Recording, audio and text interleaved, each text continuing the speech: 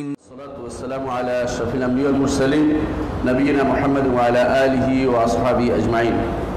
সম্মানিত উপস্থিতি, আমরা আলোচনা করছিলাম শাইখুল ইসলাম মুহাম্মদ ইবনে আব্দুল ওয়াহাব রাহিমাহুল্লাহ কিতাবুত তাওহীদ আল্লাযী হুয়া হাক্কুল আবিদ। কিতাবুত তাওহীদের ব্যাখ্যায় আমরা আলহামদুলিল্লাহ প্রায় শেষের দিকে চলে এসেছি, যেটাকে আমাদের শেখ মোহাম্মদ সালেহ আল উসাইমিন রাহিমাহুল্লাহ যেই পদ্ধতিতে আলোচনা করেছেন, আমি সেই পদ্ধতিতে আলোচনা করছিলাম।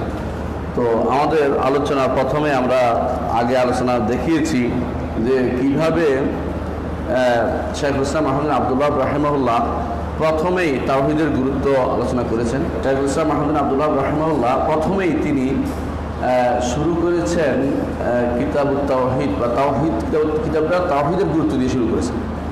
তারপর তাওহীদের ফজিলত বর্ণনা করেছেন। তারপর এর বিপরীতটা শিরকে আকবরের অবস্থা বর্ণনা করেছেন।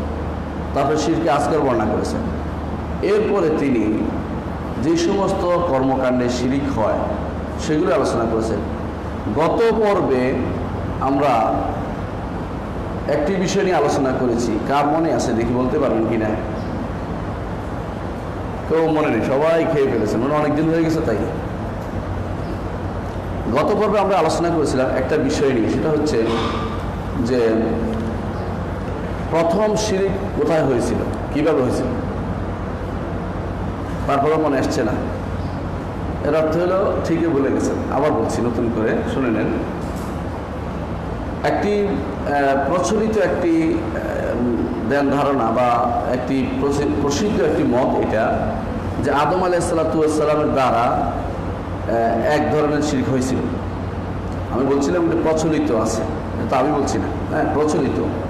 সেটা কি? সূরা আরাফের 190 নম্বর আয়াত। সূরা আরাফের 190 নম্বর আয়াত, সেখানে বলা হয়েছে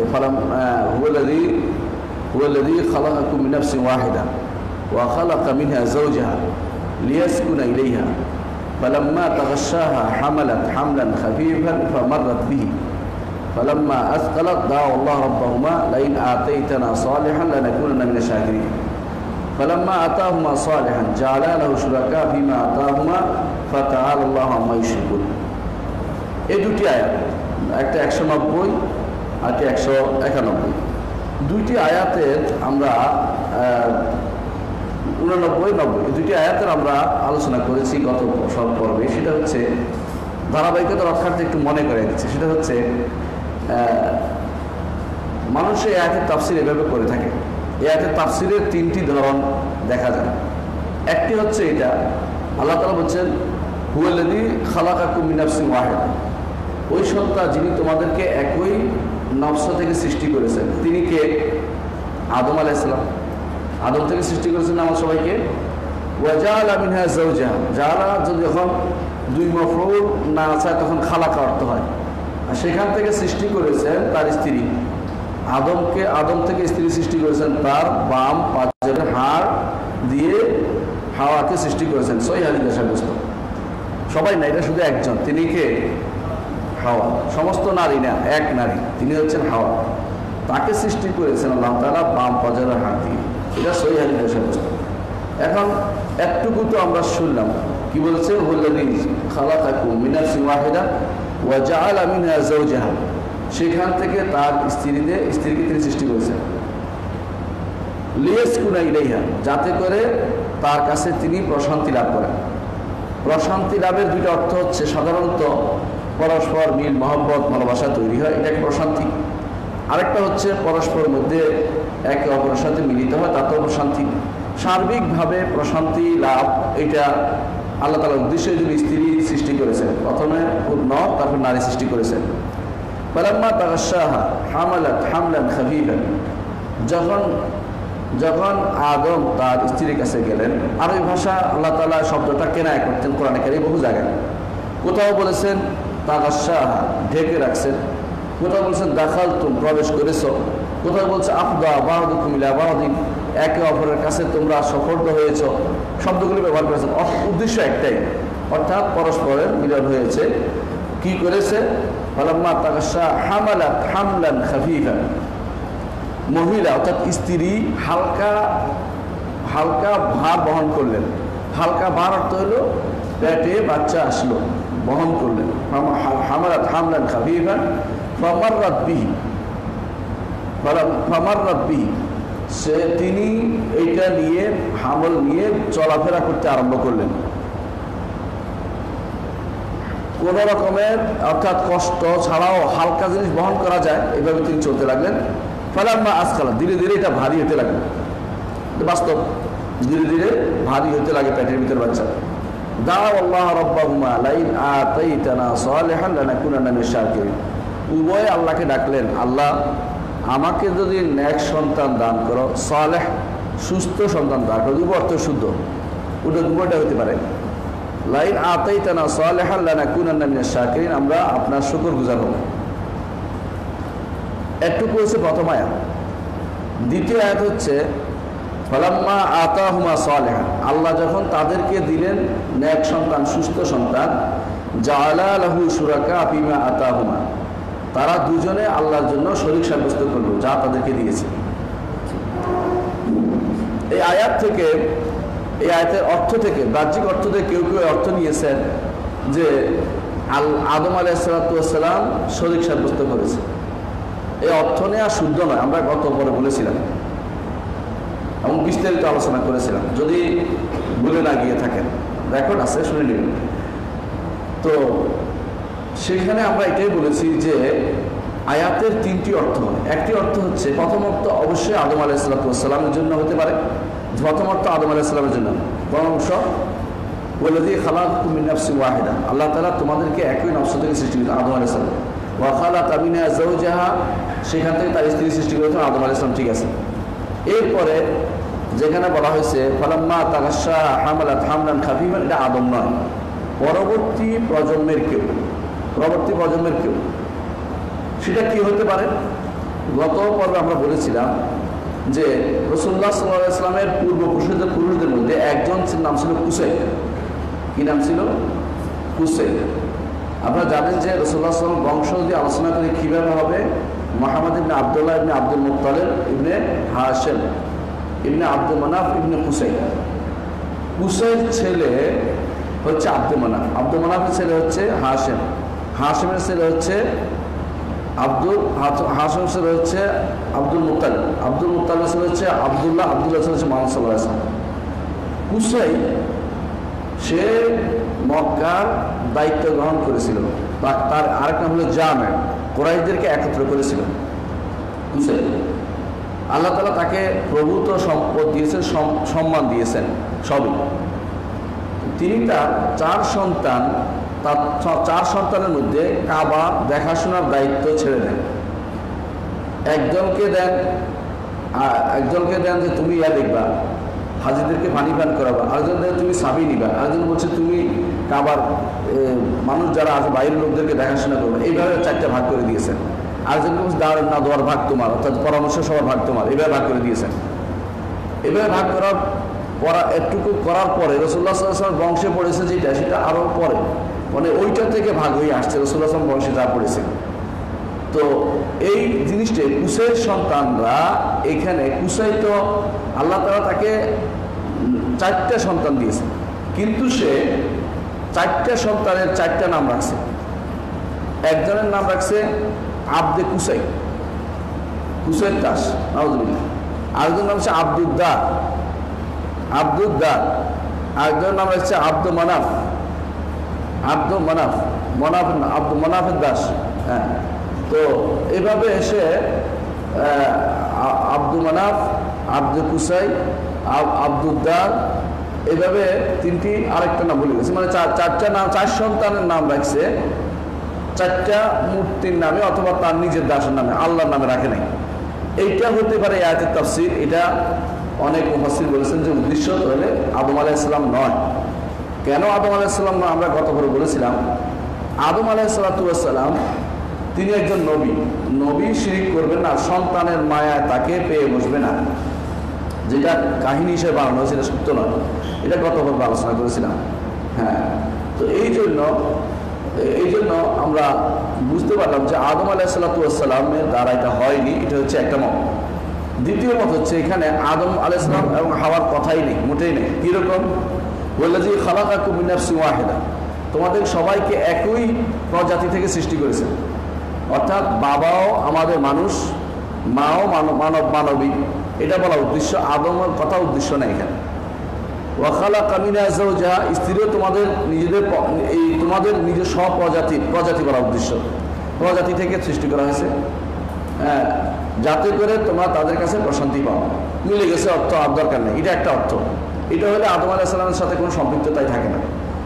আরেকটা অর্থ যেটা করা হয়, 3 নম্বর অর্থ, এটা হচ্ছে কেউ কেউ করেছে, বিশেষ করে ইবনে কাসির ছাড়া আর যারা তাফসির করেছেন আগের অনেক মুফাসসির সেটা করেছেন যে আদম আলাইহিস সালাতু ওয়াস সালাম তার দুনিয়াতে আসার পরে কোনো সন্তান বাঁচত না। এটা ওদের কাহিনী, কিন্তু সত্য না। আমরা এটা আগে বলছি, কতবার বলেছি। কারণ আল্লাহ তাআলা তাকে পাঠিয়েছেন দুনিয়ার খেলাফত, দুনিয়াকে অন্যদের দুনিয়াতে তার সন্তান দিয়ে ভরে দেওয়ার জন্য। সেখানে তার হিকমতের তাকাদা হচ্ছে এটা যে সন্তান হবে না, এরকম না। সুতরাং এটা ঘটে নাই, এটা মনে রাখতে হবে। তাহলে কি ছিল? আদম আলাইহিস সালাতু ওয়াস সালাম তারা বলে থাকে এটা যে তিনি সন্তান হচ্ছে না দেখে তার কাছে এসে বলল যে শয়তান এসে বলল, তোমার তো সন্তান হচ্ছে না, তো তুমি যখন সন্তান হবে আমার নাম রাখো, আব্দুল হারেস নাম রাখবা। যদি কাহিনীটা আগে বলি, পরে এটা নকদ করবো ইনশাআল্লাহ আমরা। তুমি আব্দুল হারেস নাম রাখবা। তো প্রথমবার তিনি রাখেন না, আমরা আল্লাহ ছাড়া কারো নামে কারো দাসত্ব দিতে পারি না, তো রাখে নাই। না রাখার কারণে সন্তান মরে গেছে। পরবর্তীকালে আবার যখন সন্তান হতে আসছে পেটে, তখন শয়তান এসে বলে যে তুমি এর নাম রাখবে আব্দুল হারেস রাখবা। যদি না রাখো তাহলে আমি তোমার এই সন্তানের পেটের মধ্যে শিং দিয়ে দেব, যেই শিং পেট ছিদ্র করে বেরিয়ে যাবে তোমার। অর্থাৎ পাহাড়ি ছাগলের শিংয়ের মতো তোমার সন্তানের মাথার মধ্যে শিং দিয়ে দেবে, তুমি কিন্তু টিকতে পারবে না। এই ভয়ে জন্মের পরে নাম রাখছে আব্দুল হারিস। এইটা বলতেছে তারা এই কাহিনী। এর দ্বারা তারা আবার এটাও বলছে তবে তিনি আব্দুল হারিস মুখে বলছে, আনুগত্য করার কারণে এটা হয়েছে, মন থেকে আল্লাহর শিরকের বিরুদ্ধে যান নাই। মানে একটা ভুল মেনে নিয়ে এখন অপব্যাখ্যা শুরু করছে।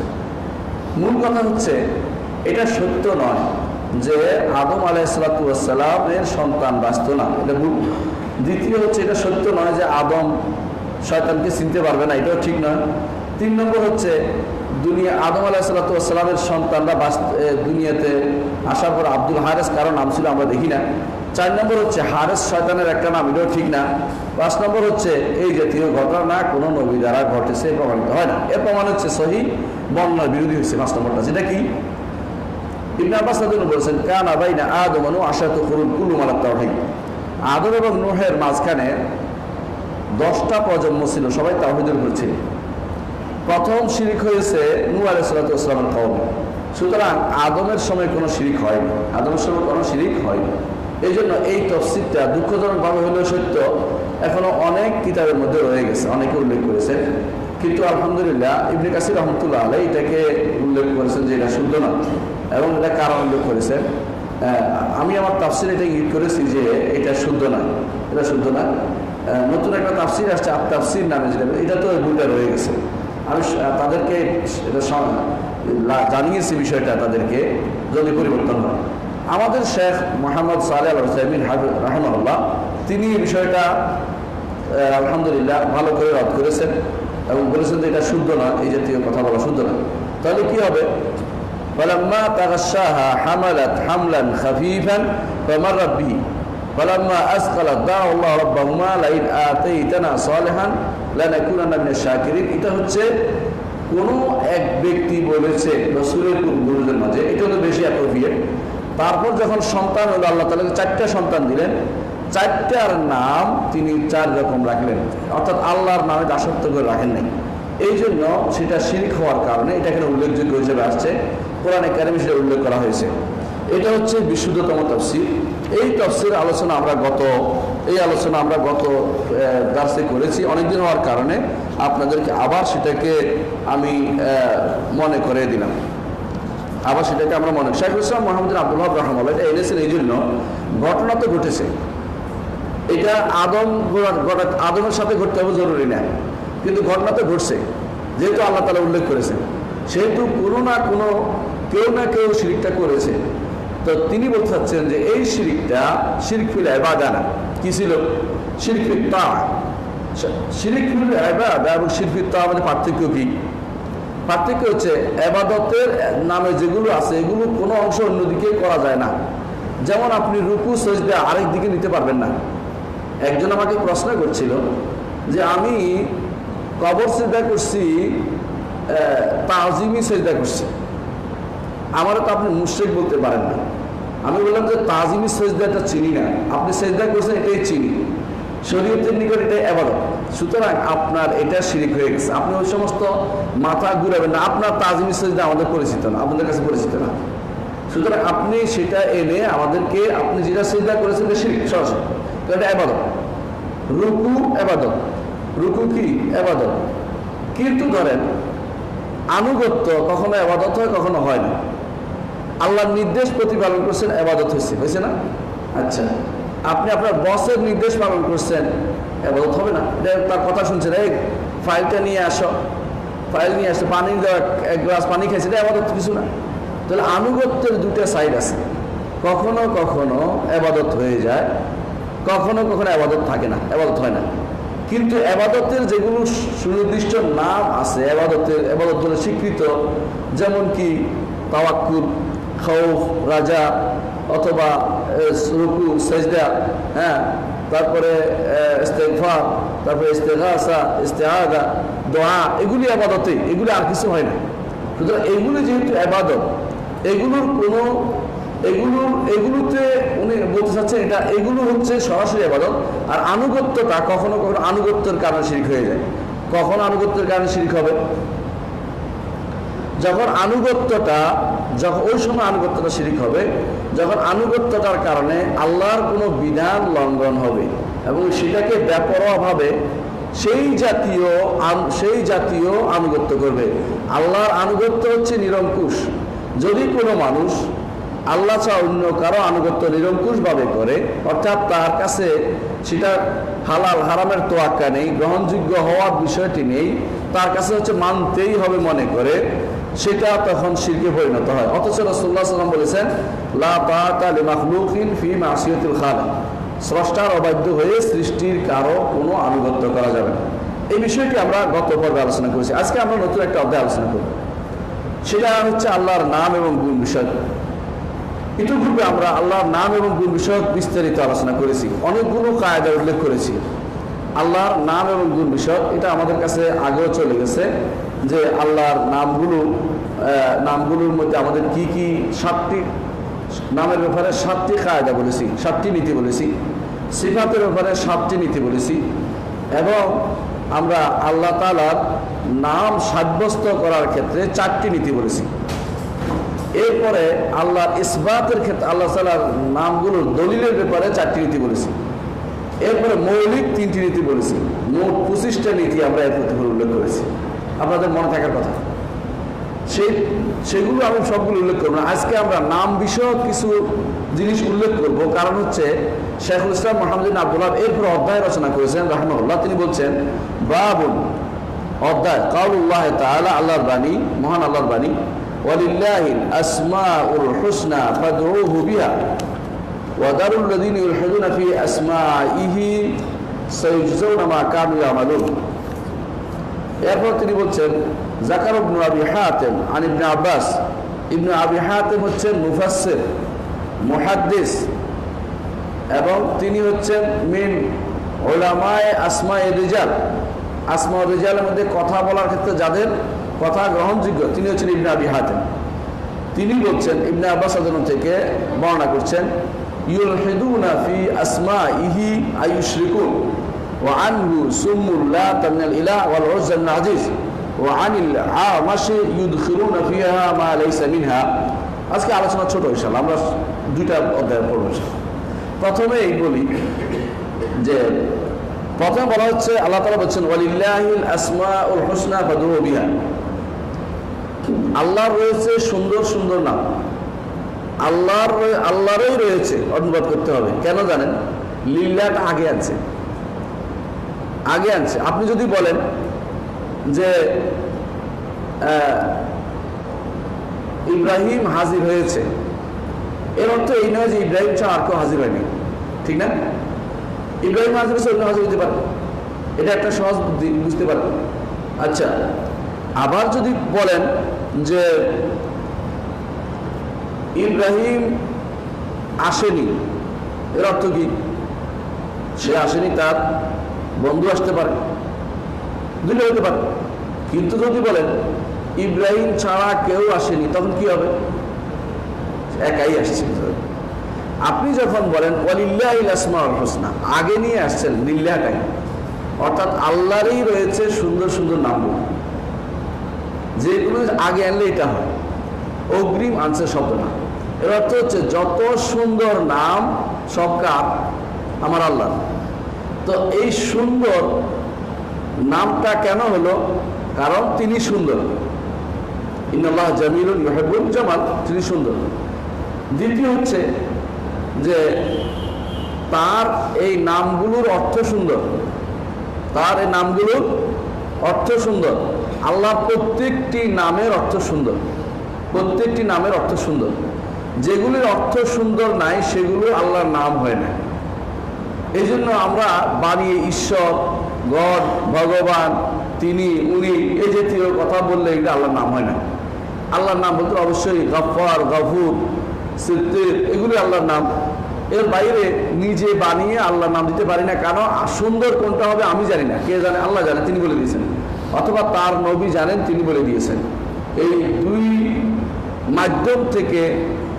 মাধ্যম থেকে যা এসেছে সেটাই সুন্দর।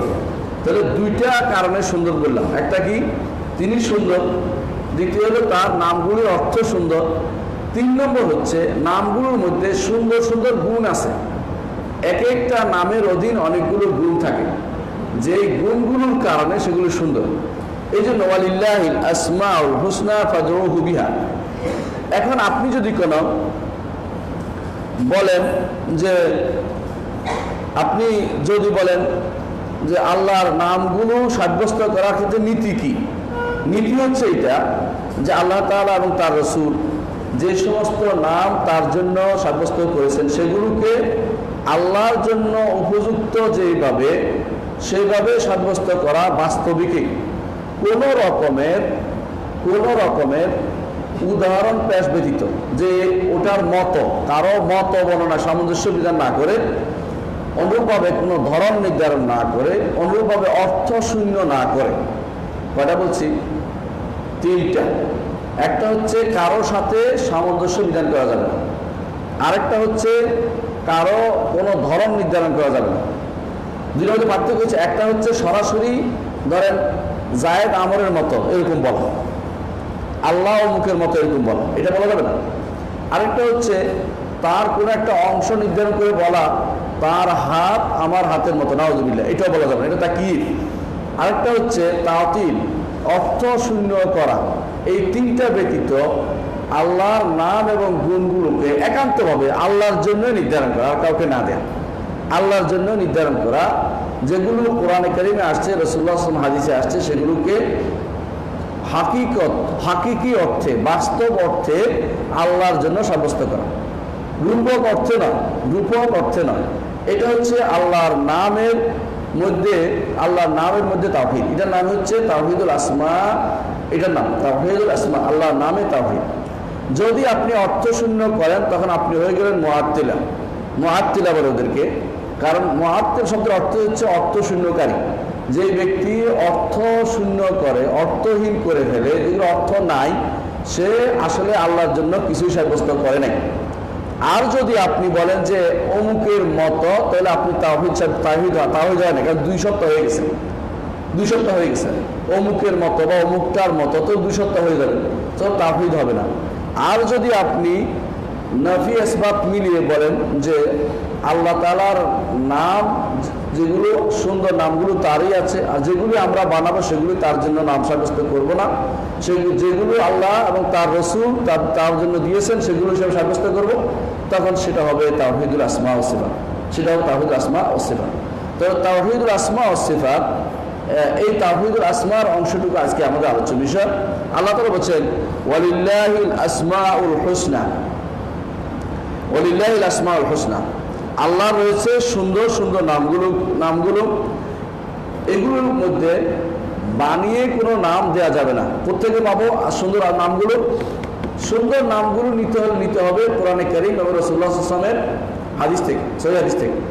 সুন্দর নামগুলো এই 2 জায়গা থেকে, এই 2 জায়গা থেকে যারাই একত্র করছে, দেখা গেছে 99 নামে সেটা সীমাবদ্ধ থাকে না।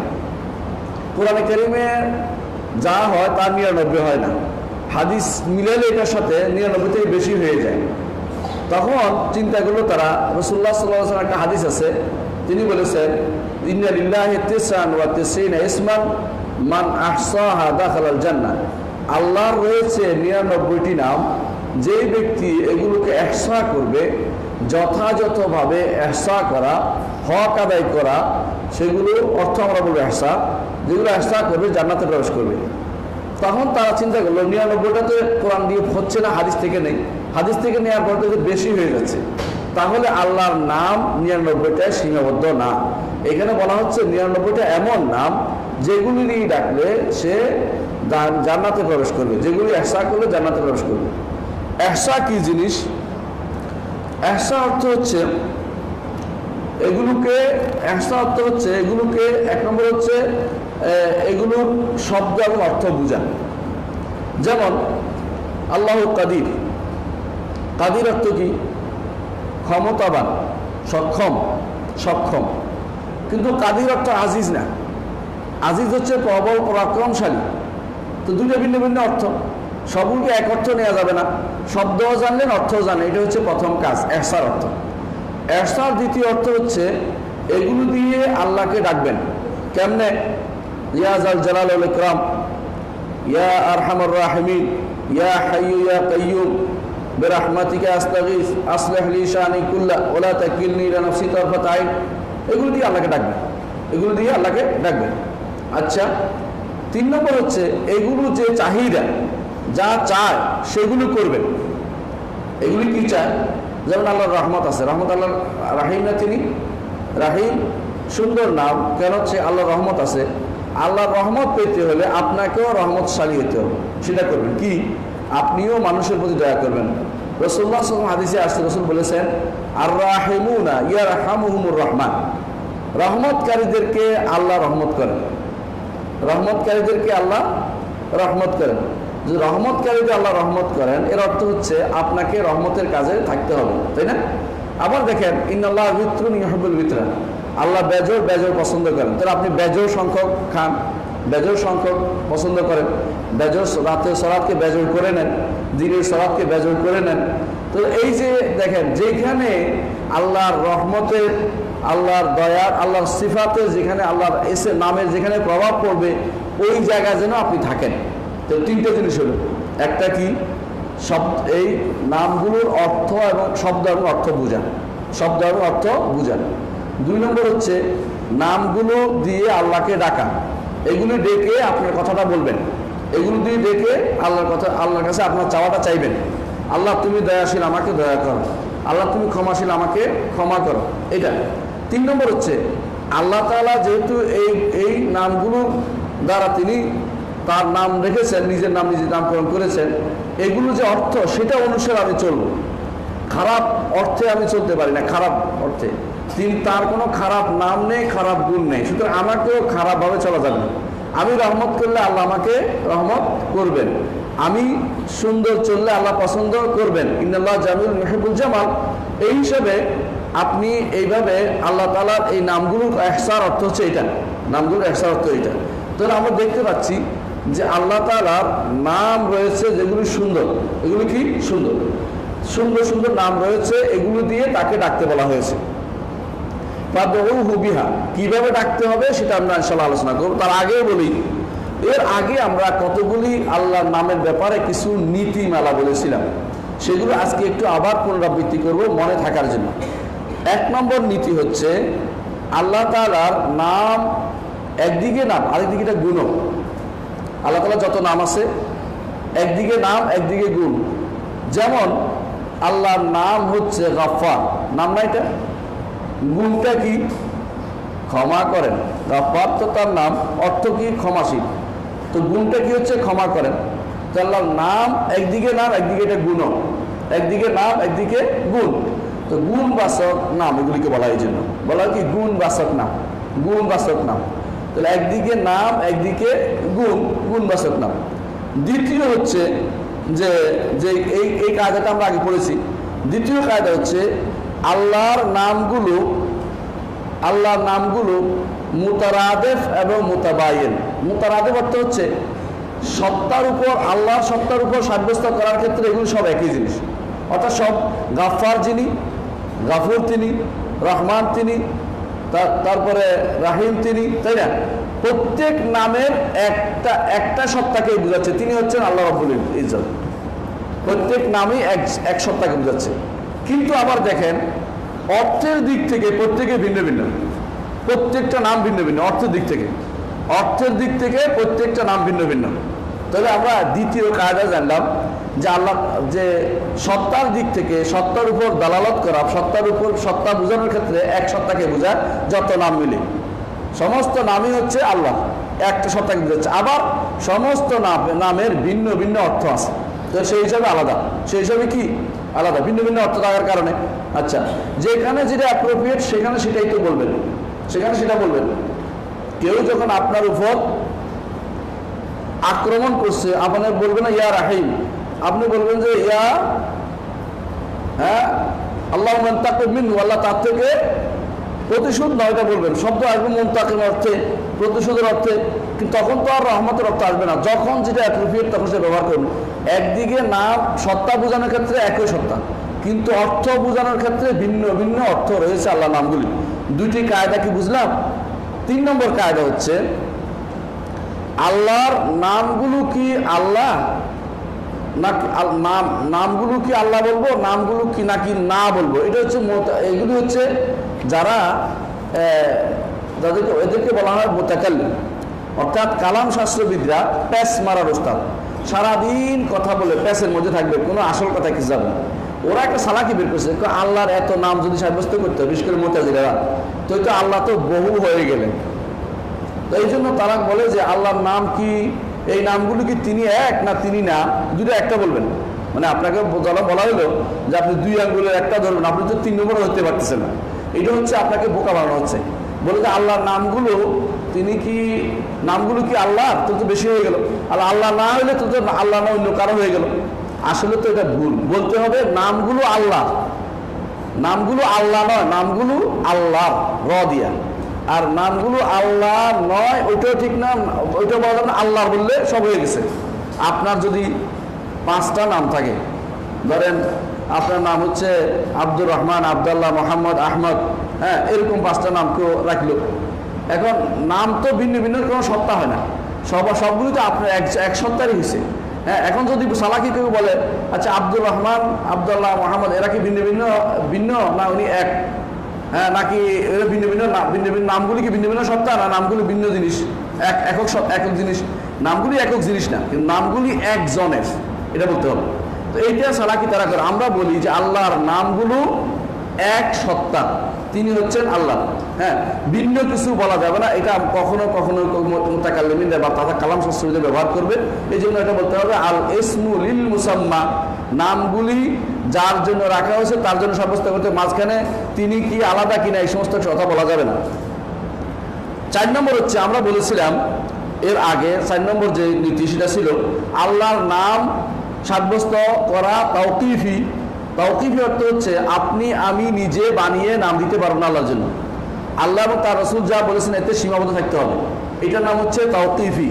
তাওকিফি আল্লাহর নাম গুলো সবই তাওকিফি। এই জন্য আল্লাহর জন্য আমি নতুন কোনো নাম দিতে পারবো না। খোদা নাম দেওয়া যাবে না, কেমন, অথবা ইল্লাতুল ফাইলা নাম দেওয়া যাবে না, অথবা তিনি, উনি, হু, হা, এগুলো যত নাম দিচ্ছে পীর সাহেবরা, সেগুলো দেওয়া যাবে না। আল্লাহ নাম আছে যেগুলো আল্লাহ তার রাসূল বলেছেন, সেই নামগুলি দেওয়া যাবে।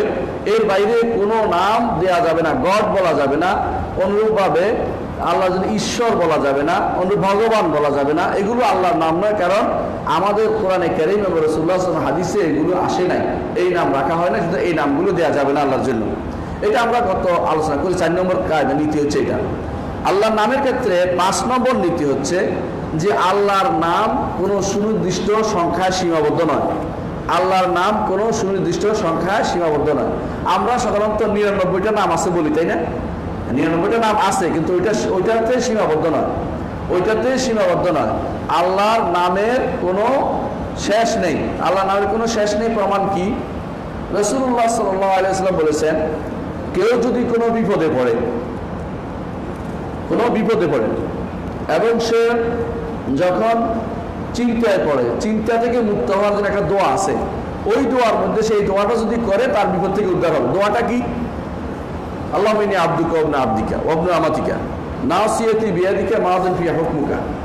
আল্লাহ, ইন্নী আবদুকা, আমি আপনার দাস, ওয়া ইবনু আমাতিকা, আপনার দাসীর ছেলে, ইবনু আবদিকা ইবনু আমাতিকা, দাসের ছেলে, দাসীর ছেলে, তিনটা। আমি আপনার দাস, আপনার দাসীর ছেলে, দাসের ছেলে। নাসিয়াতি বিয়াদিকা, আমার কপাল আপনার হাতে, আমার ভাগ্য আপনার হাতে, তাকদীর আপনার হাতে। মাযিন ফিহা হুকমুকা, আমার উপর আপনার ফয়সালা চলবেই, আপনার ফয়সালা আমার উপর হবেই। আপনি যা ফয়সালা করবেন তা আমার উপর অবশ্যই ঘটবে। আদলুন মাযিন ফিহা হুকমুকা আদলুন ফিহা কাদাউকা, আপনি যেটা আমার জন্য বিধান দিবেন সেটা ইনসাফপূর্ণ। আমি যদি কোনো অসুস্থ, সেটা ইনসাফপূর্ণ, আপনার ইনসাফে দাবি হিসেবে দিচ্ছেন, আমার উপর কোনো জুলুম করেননি আপনি। হ্যাঁ, আসআলুকা বিকুল্লি ইসমিন, যেহেতু বিপদে পড়ছে এই জন্য বলতেছে, আপনার আল্লাহকে মেনে, আল্লাহর প্রত্যেকটা কথাকে মেনে নিচ্ছে যে আল্লাহ আপনি যা দিয়েছেন তা ঠিক আছে। তাহলে কি করতে হবে? আসআলুকা বিকুল্লি ইসমিন হুয়া লাকা, আমরা প্রত্যেকটি নামের ওসিলা দিয়ে চাচ্ছি, আমি ওসিলা দিয়ে চাচ্ছি। নামের ওসিলা দেয়া, আল্লাহর নামের ওসিলা দেয়া হচ্ছে সুন্নত ওসিলা। আসআলুকা বিকুল্লি ইসমিন হুয়া লাকা সাম্মাইতা বিনাফসাকা, যেগুলো দিয়ে আপনি নিজের নাম রেখেছেন। আও আল্লামতাহু আহাদাম মিন খালকিকা, অথবা যেগুলো আপনি আপনার কোনো বান্দাকে শিখিয়ে দিয়েছেন, আপনার কোনো বান্দাকে শিখিয়ে দিয়েছেন। আও ইস্তাসারতা বিহি ফি ইলমিল গায়বি ইনদাকা, অথবা গায়েবের ভান্ডারে রেখে দিয়েছেন, কাউকে জানাননি। খেয়াল করছেন? আও আনজালতাহু ফি কিতাবিকা, অথবা আপনার কোনো কিতাবে নাযিল করেছেন। বুঝা গেল, কোনোটা কিতাবে নাযিল হয়েছে, কোনোটা শিখিয়ে দেওয়া হয়েছে, কোনোটা আল্লাহ কাউকে জানাননি। তো আল্লাহ সব নাম আল্লাহ জানিয়ে দিয়েছে, এরকম না। তাহলে আল্লাহর নাম 99টা সীমাবদ্ধ নয়, এটা আমরা সহিহ হাদিস দ্বারা জানতে পারলাম। এটা আমরা 5 নম্বর নীতি ছিল এটা আমাদের। 6 নম্বর নীতি হচ্ছে এটা, আল্লাহর নামগুলো যখন আল্লাহর কিছু কিছু নাম আছে 2টা জিনিস বোঝায়, কোন নামে 3টা জিনিস বোঝায়। বুঝছেন কিনা? কোন নামে 2টা জিনিস বোঝায়, কোন নামে 3টা জিনিস বোঝায়। ধরেন গাফফার নাম, আল্লাহ তাআলার নাম হচ্ছে গাফফার। গাফফার অর্থ কি? ক্ষমাশীল। ক্ষমাশীল। তাহলে আপনি দেখেন, যখন বলবেন গাফফার, ইয়া গাফফার, আল্লাহ তুমি ক্ষমাশীল, এতে সাব্যস্ত হলো একটা গুণ, সেটা কি? ক্ষমা। আচ্ছা, আরেকটা জিনিস সাব্যস্ত হলো, এখন আমি দোয়া করবো, আল্লাহ তুমি তাহলে আমাকে ক্ষমা করে দাও। দোয়া আসছে, এর প্রভাব পড়ছে, তার নাম, গুণ, প্রভাব 3টা সাব্যস্ত হচ্ছে না? 3টা জিনিস সাব্যস্ত হচ্ছে। আবার কোন নাম দেখবেন যে মাত্র 2টা সাব্যস্ত হচ্ছে, 3 নম্বরটা নেই। যেমন ইয়া, আল্লাহ একটা নাম আছে হাই, তাই না? হাই অর্থ কি? চিরঞ্জীব, তাই না? 2টা জিনিস সাব্যস্ত হচ্ছে। হাই নামটা, দ্বিতীয় অংশ সাব্যস্ত হচ্ছে যে তার হায়াত গুণ। হায়াত গুণের সাথে আপনি কি চাইবেন? চিরস্থায়ী জীবন দান করতে বলতে পারতেছেন না আপনি। বোঝা গেল, এটা আপনি বিশ্বাসের বিষয়। তাহলে কোন জায়গা নামের ক্ষেত্রে 2টা জিনিস আছে, কোন নামের ভিতরে 3টা জিনিস আছে। বুঝে আসছে? একটা কোন নামে আছে নাম, গুণ এবং আপনার দোয়া, আপনার চাওয়া, কোন কোন নাম আছে গুণ আছে, আপনার বিশ্বাস করবেন এগুলো দিয়ে আল্লাহকে ডাকবেন, ডাকে অন্য কিছু চাইবেন। কেমন? আল্লাহ ইয়া হাইয়্যু ইয়া কাইয়্যুম বিরহমাতিকা আস্তাগীথ আসলাহ লি শানি কুল্লাহ। এখানে বলে নাই যে আল্লাহ আমার জীবনে এত বছর দিয়ে দান করে জীবনে, এটা না, বলছে হে আল হাই হে কাইয়ুম, হে চিরঞ্জীব, হে সর্বসত্তার ধারক, আমার সব কিছু ঠিক করে দিন, সমস্ত বিপদ থেকে আমাকে উদ্ধার করে দিন। ওলা তাকিলনি ইলা নাফসি তরফাত আইন, আমাকে ক্ষণিকের জন্য নিজের উপর সমর্পণ করবেন না। তাহলে এখানে কিন্তু হাই এবং কাইয়ুম থেকে চাওয়া হয় নাই, হাই এবং কাইয়ুমের কাছে চাওয়া হয়েছে, শব্দ কাছে চাওয়া হয় না, শব্দটার অর্থ এর মধ্যে এটার সাথে মিশে নাই। কিন্তু গাফফার, ইয়া গাফফার ইগফিরলি, আল্লাহ তুমি ক্ষমাশীল, আমাকে ক্ষমা করে দাও। ইয়া রহমান ইরহামনি, হে দয়াবান আমাকে দয়া করো। তাহলে এটার সাথে আপনি চাওয়াও আছে, কোন কোন নামের সাথে চাওয়া আছে, কোন কোন নামের সাথে সরাসরি চাওয়া নেই, অন্য কিছুর জন্য সেটাকে আপনি ডাকবেন, অন্য কিছু চাওয়ার জন্য সেটা ডাকবেন। তাহলে এইটা একটা কায়দা আমরা আগে আলোচনা করেছিলাম। সপ্তম কায়দা হচ্ছে আল্লাহর নাম, আল্লাহ তাআলার নামগুলো ইহসা, আল্লাহ তাআলার নামগুলো ইহসা বা এগুলোকে যথাযথভাবে ডাকতে হবে, এগুলো যথাযথভাবে ডাকতে হবে। আল্লাহর নাম ডাকার অর্থ হচ্ছে শুধু ইয়া হাই ইয়া কাইয়ুম মুখস্থ করা নয়। হ্যাঁ, অনেকে আছে মুখস্থ করে আল্লাহর নাম এবং বলে যে আমার ছেলে আল্লাহর নাম মুখস্থ পারে, কেউ কেউ আসে বলে, আপনি তার থেকে নামটা শুনেন। আমি বলি যে আল্লাহর নাম মুখস্থ পারে ভালো কথা, কিন্তু আল্লাহর নামের দাবিটাও যেন ঠিক মতো আদায় করে নেয়। বুঝছেন কিনা? নাম মুখস্থ করলেই হয় না, নাম মুখস্থ করার পরে নামের দাবিটা আমি যেন যথাযথভাবে আদায় করে নেই। সেটা কিরকম? যখনই আপনি জানবেন আল্লাহ তাআলা আপনার সামিউন বাসির, সবকিছু শুনছেন, তাই না? এর অর্থ হচ্ছে আপনি মিথ্যা কথা বলবেন। যখন আপনি বাসির, সবকিছু দেখছেন, আপনি অন্যায় কাজে ব্রতী হবেন, অন্যায় কাজে যাবেন না। তাহলে আল্লাহর নামগুলোকে দিয়ে, আল্লাহর নামগুলো দিয়ে ডাকা, ইহসার অর্থ হচ্ছে এটা যথাযথভাবে সেগুলোর অর্থ উপলব্ধি করে আমাদের জীবনে সেগুলো বাস্তবায়ন করা। আল্লাহর নামগুলো আমাদের এই প্রত্যেকটি কাজের সাথে আল্লাহ তাআলার নাম এবং গুণ জড়িত রয়েছে। দুনিয়াতে আপনি এই যে আমি বসছি এখানে কথা বলতে, আপনি বসছেন শুনতে বা দূর দূরান্ত দেখতেছে, আল্লাহকে এগুলো দেখছেন না? যখন আমি আল্লাহর জন্য দেখা সাব্যস্ত করব, শোনা সাব্যস্ত করব, এবং আল্লাহ তাআলা প্রত্যেকটি কথা পর্যবেক্ষণ করছেন সাব্যস্ত, রাকিব আল্লাহর নাম সাব্যস্ত করব, এবং যখন আমি জানবো তিনি দেখছেন, তার জন্য সাম এবং বাসার সাব্যস্ত করব, যখন আমি জানবো তিনি আলিমুল গায়েব, তিনি গায়েবের সমস্ত কিছু জানেন, তখন তার জন্য ভয়ে থাকবো, তখনই হবে সত্যিকার অর্থে আপনি ইহসা করেছেন, আল্লাহর নামগুলো ইহসা করেছেন। এই জন্য জান্নাতে প্রবেশ করবেন। জান্নাতে আপনি কেউ 99 নাম মুখস্থ করলে জান্নাতে চলে যাবে, জান্নাত এত সস্তা জিনিস মনে করছেন? কখনো নয়। তাহলে এই ভুলটা যেন আমাদের না হয়। আমরা এবারে বুঝি, তাহলে আমরা বুঝতে পারলাম আল্লাহর কিছু সুন্দর সুন্দর নাম রয়েছে, এবং নামের কিছু কায়দা আমি উল্লেখ করেছি। কয়টা? 7টা কায়দা উল্লেখ করেছি। এগুলি দ্বারা আল্লাহ তাআলা বলতেছেন ওয়ালিল্লাহিল আসমাউল হুসনা, আর আল্লাহর রয়েছে সুন্দর সুন্দর নাম, ফাদউহু বিহা, সুতরাং তোমরা তাকে সেই নামগুলো দিয়ে ডাকো। কিভাবে ডাকবেন? কিভাবে ডাকবেন? দোয়া দুই রকমের হয়, দোয়া দুই রকমের হয়। কখনো হয় সরাসরি মুখে কথা বলছেন, আল্লাহ আল্লাহ তুমি তো ক্ষমাশীল, আমাকে ক্ষমা করে দাও। ইগফিরলি ইয়া গফুর, হে গফফার আমাকে ক্ষমা করে দাও। হে সিত্তির আমাকে গোপন করো, আমার দুষ্টুটি গোপন করে দাও। এইভাবে যখনই আপনি আল্লাহর নামগুলি ডেকে ডেকে সেটার অর্থ অনুসারে আপনি আল্লাহর কাছে চাইবেন, নামগুলি ডেকে অর্থ অনুসারে আল্লাহর কাছে চাইবেন, তখনই এটা অ্যাপ্রোপ্রিয়েট চাওয়া হবে। একটা উদাহরণ দেই। আল্লাহ তাআলা কোরআনে কারীম বলেছেন যে ঈসা আলাইহিস সালাতু ওয়াস সালাম বলবেন হাসরের দিন, ইন তাগফির লাহুম ফাইন্নাহুম ইবাদুক ওয়া ইন তুআযিবহুম ফাইন্নাহুম ইবাদুক ওয়া ইন তাগফির লাহুম ফাইন্নাকা আনতাল আজিজুল হাকীম। আল্লাহ তাআলা বলবেন ঈসা আলাইহিস সালামকে যে তুমি কি বলেছো যে আমাকে আমার মাকে দুইটা ইলাহ বানাও? তিনি বলেন কখনো সেটা বলিনি। আপনি যদি তাদের শাস্তি দেন, এটা তো আপনারই বান্দা, আর তাদের ক্ষমা করেন, তাহলে আপনি এর উপর প্রবল পরাক্রমশীল, আপনি ক্ষমা করতে পারেন। তো এক লোকে বেদুইনে কোরআন পড়তেছে সালাতের মধ্যে, এক লোকে সালাত করতেছে, এক বেদুইন না, এক লোকে সালাত করতে, ইমাম সাহেব বলতেছে ইন তুআযিবহুম ফাইন্নাহুম ইবাদুক, যদি তাদেরকে শাস্তি দেন তাহলে তারা আপনার বান্দা, ওয়াইন তাগফির লাহুম, যদি তাদেরকে আপনি ক্ষমা করে দেন ফাইন্নাকা আনতাল গাফুরুর রহিম, তাহলে আপনি ক্ষমাশীল। বেদুইন একটা পিছনে আছে, মা খারাজা হাদাল কালাম মিন ইলম, এই কথা আল্লাহ বলে নাই। বেদুইন কেন বুঝলো? বেদুইন বুঝছে যে ক্ষমাশীলের তো ধরারই প্রশ্ন আসে না। ক্ষমাশীল তো আল্লাহ আগেই বার করে দিত, শুধু ক্ষমাশীল হলে তিনি অবশ্যই ক্ষমাশীল, কিন্তু শিরকে তিনি ক্ষমা করবেন না। এই জন্য ফাইন্নাকা আনতাল আজিজুল হাকিম, হ্যাঁ, যদি আযাব দেন আপনি প্রবল পরাক্রমশালী।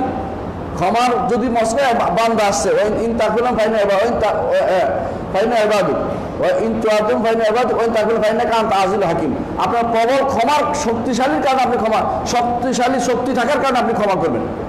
আপনি যখন ক্ষমা করবেন বোঝা গেল যে আপনি কি প্রবল পরাক্রমশালী, আপনার ক্ষমতা আছে ক্ষমা করা। তো ক্ষমতা না থাকলে আপনি এটা ক্ষমতা উল্লেখ নাই আয়াতের মধ্যে, আপনার এটা আয়াত হয়নি, বুঝে গেছে বেদুইন। বেটা এবারে তাড়াতাড়ি করে যায় কোরআন শরীফ করে দেখে যে হ্যাঁ ভুল হয়েছে, তো বলছে হ্যাঁ বেদুইন তুমি ঠিক বলেছ, আসলে এখানে আজিজুল হাকিম, এখানে গাফুর রাহিম না। তো কোন জায়গায় কোন শব্দটা অ্যাপ্রোপ্রিয়েট, এটা যারা ভাষা তারা সহজে ভাষাবিদ, ভাষা জানে সহজে বলতে পারে, সব মানুষ সেটা বলতে পারে না। তাহলে আমরা যেটা বলছিলাম যে দোয়ার ক্ষেত্রেও আপনি কিছু আছে শব্দ দিয়ে সরাসরি দোয়া করবেন, আল্লাহ তুমি ক্ষমাশীল আমাকে ক্ষমা করে দাও, তুমি দয়াবান আমাকে দয়া করো, তুমি রাহিম আমাকে রহমত করো, এইগুলি সরাসরি এক দোয়া আছে। আরেক দোয়া আছে অবস্থার ভিত্তিতে, বিলিসানের হাল বলা এটাকে, অবস্থার ভিত্তিতে দোয়া। অবস্থার ভিত্তিতে দোয়া কিরকম? আপনি আপনি আল্লাহর কাছে আল্লাহর ইবাদতের মাধ্যমে দোয়া করছেন। কিরকম?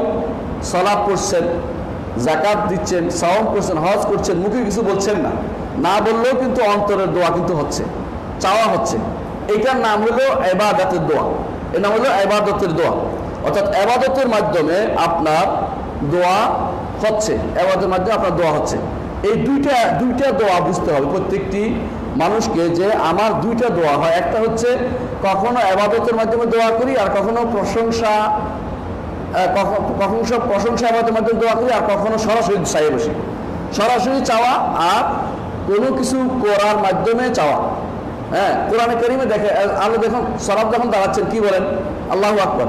এরপর কি বলেন? আলহামদুলিল্লাহ রাব্বিল আলামিন আর রহমানির রহিম মালিকি ইয়াউমিদ্দিন ইয়্যাকা না'বুদু ওয়া ইয়্যাকা নাস্তাঈন। এই তিনটা আয়াত পড়ছেন যখন, এটা হচ্ছে দোয়া ও ইবাদত, ইবাদতের দোয়া।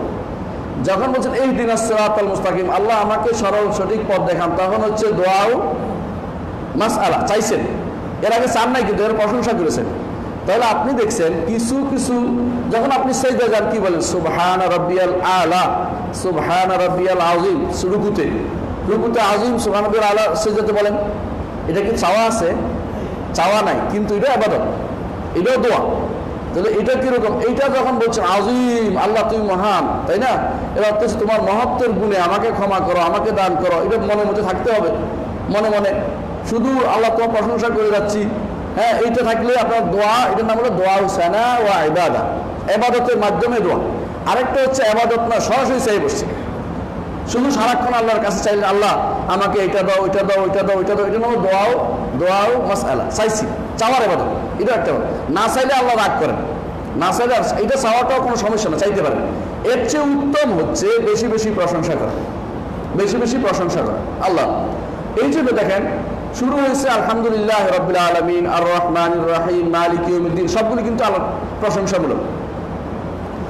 এগুলি করার পরে এরপরে ইহদিনাস সিরাতাল মুস্তাকিম চাইছে, অর্থাৎ ইয়্যাকা না'বুদু ওয়া ইয়্যাকা নাস্তাঈন পরে ইহদিনাস সিরাতাল মুস্তাকিম চাচ্ছেন, এর তো হেদায়েত চাচ্ছেন আপনি।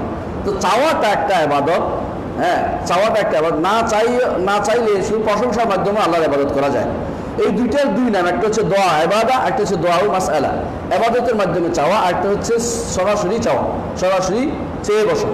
এই দুইটা জিনিসেই এখানে উদ্দেশ্য। ফাদউহু বিহা, আল্লাহর সুন্দর সুন্দর নাম আছে, এগুলি দিয়ে আল্লাহকে আহ্বান করুন। এই নামগুলি আপনি কোরআন তেলাওয়াত করলেও আপনার কি হবে? আল্লাহকে চাওয়া হবে। কারণ কোরআনে কারীমের আয়াতগুলোর শেষে কি বলা হয়েছে? ইন্নাহু আজিজুল হাকিম গাফুরুর রাহিম, আছে না? হ্যাঁ, তাহলে বোঝা গেল যে কোনো নাম, সুন্দর সুন্দর নামগুলো দিয়ে আল্লাহকে আপনি উল্লেখ করে তার প্রশংসা করলেই চাওয়া হবে। আর কখনো কখনো প্রশংসা করেন বা না করেন, সরাসরি চাইতে পারেন, সরাসরি আপনি চাইতে পারেন। যে আল্লাহ এটা আমাকে দান করো, আল্লাহ এটা আমাকে দান করো। কিন্তু আর দুই রকমের জিনিস আছে না, আল্লাহ নামগুলি উল্লেখ করে চাইলে তখন হবে দোয়াও মাসআলা বিল আসমা। নামগুলি উল্লেখ করে না চাইলেও আপনার এটা দোয়া হবে, এটা হবে দোয়া হবে কি নামগুলি উল্লেখ অর্থই হচ্ছে চাওয়া। রাসূলুল্লাহ সাল্লাল্লাহু আলাইহি ওয়াসাল্লাম তিনি কখনো কখনো নামগুলো উল্লেখ করতেন, কখনো কখনো নামগুলো উল্লেখ করতেন, নামগুলো উল্লেখ করে চাইতেন, কখনো কখনো নাম উল্লেখ না করে চাইতেন, নামগুলো উল্লেখ করে চাইতেন আর কখনো কখনো নাম উল্লেখ না করে চাইতেন। নামগুলো উল্লেখ করে চাইতেন, যেমন তিনি বলছেন ফাগফিরলি মাগফিরাতাম মিন ইনদিকা ওয়ারহামনি ইন্নাকা আনতাল গাফুর রাহিম। কখন বলে এটা? কখন বলে? শেষ বসায় যে আপনার পক্ষ থেকে মাগফিরাত ক্ষমা দিয়ে আমাকে পূর্ণ করে দিন, কারণ আপনি হচ্ছেন গাফুরুর রাহিম, ক্ষমাশীল দয়াবান, এই জন্য আপনি আমাকে দয়া করুন। নাম উল্লেখ করছে করছে এখানে উল্লেখ করা হয়েছে গাফুর রাহিম বলছে শেষে। কিন্তু আবার কখনো কখনো তিনি চেয়েছেন আল্লাহ ইনতাহলে খাজিল এসাবা, যখন বদরের যুদ্ধে চাইছে আল্লাহ তুমি যদি কোনো এদেরকে ধ্বংস করে দাও আর কেউ তোমার নাম নিবে না, সরাসরি সেই বলছে আল্লাহ তুমি তাদের প্রতি রহমত নাজিল করো, সরাসরি এখানে আর নাম উল্লেখ করেন নাই। তাহলে ইবাদত আল্লাহর নাম উল্লেখ করেও করা যাবে, আল্লাহর নাম উল্লেখ না করেও আল্লাহ ওসিলা বাদেও দোয়াটা করা যাবে। দুই ধরনের দোয়াই আমাদের নিকট গ্রহণযোগ্য। আলহামদুলিল্লাহ, তাহলে আমরা বুঝতে পারলাম যে আল্লাহর নাম নিয়ে দোয়া করার দুইটি সূরত আছে।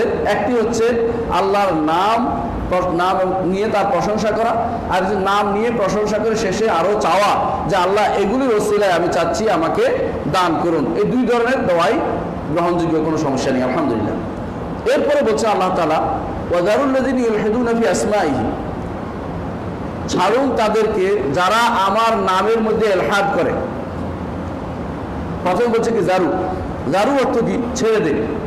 জারু অর্থ ছেড়ে দিন, ছেড়ে দিন অর্থ কি? ছেড়ে দিবে, চলে যাও। এটা দুইটা অর্থ আছে। একটা অর্থ হচ্ছে জারু, মূল অর্থ হচ্ছে যে তাদের পথে চলবেন না। একটা হচ্ছে তাদের পথে আপনি চলবেন না। আপনি যারা আল্লাহর নাম নিয়ে বক্রপথ অবলম্বন করে, বক্রতা অবলম্বন করে তাদের পথে চলবেন না। দারু অর্থ তাদের পথে চলবেন না। উত্তরকু, এই লোকগুলোকে ছেড়ে দিন, এদের পথে চলবেন না। আল্লাহর নাম অস্বীকার করে কারা? জাহমিয়ারা, মুতাজিলারা। মুতাজিলারা এবং জাহমিয়ারা আল্লাহর নাম অস্বীকার করে। মুতাজিলারা জাহমিয়ারা পুরাই অস্বীকার করে, বলছে এগুলি কি? এগুলি অর্থহীন জিনিস, নাউযুবিল্লাহ। আর মুতাজিলারা বলে এগুলি সব একই অর্থ, দুইটাই মূল এলহাদ, দুইটাই এলহাদ। কারণ ভিন্ন অর্থ করলে ভিন্ন গুণ সাব্যস্ত হয়, গুণ তারা সাব্যস্ত করবে না, এই জন্য সবগুলি একই অর্থ বলে।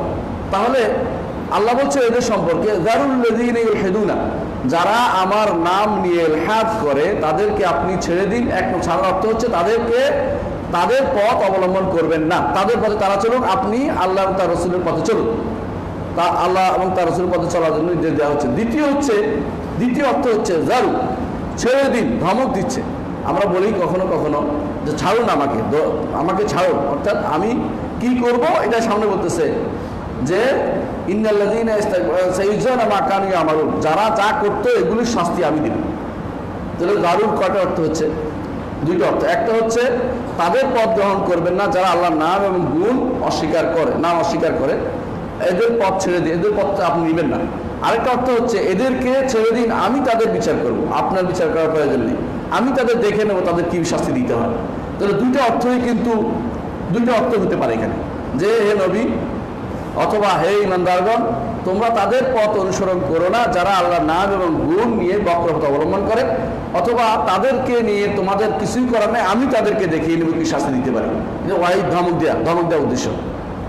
এখন প্রশ্ন হচ্ছে আল্লাহ তাআলা বলছেন যারুল্লাযীনা ইউলহিদুনা, যারা ইলহাদ করে তাদেরকে আপনি ছাড়ুন।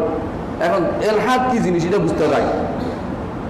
আপনারা দেখেছেন ইলহাদ শব্দের অর্থ আমরা আগে একবার ব্যাখ্যা করেছি, আজকে আবার করছি বোঝার জন্য, কাছাকাছি যেহেতু আসছে আয়াতটি।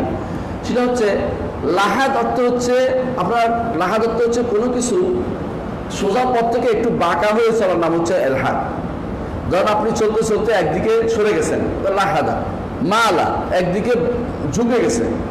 এই জন্য কবর দেখছেন, কবর যদি সোজা কবর দেয় এটাকে বলা হয় শাক আরবিতে।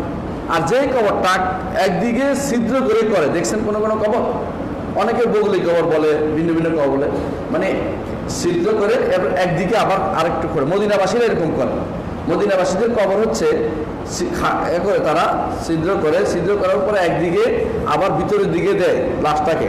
এই সে মাটি দিলে ওই অংশে আর কোনো শিয়াল কুকুর উঠে ফেলতে পারে না, কারণ এখান দিয়ে খুঁজে পায় না, কিন্তু এটা তো আরো ভিতরের দিকে, তো এইটা আর খুঁজে পায় না, তো এই জন্য ভিতরের দিকে দেয়, মাইল ভিতরের দিকে দেয়। রাসূলুল্লাহ সাল্লাল্লাহু আলাইহি ওয়াসাল্লামের কবর ছিল এরকম ভিতরের দিকে দিয়া।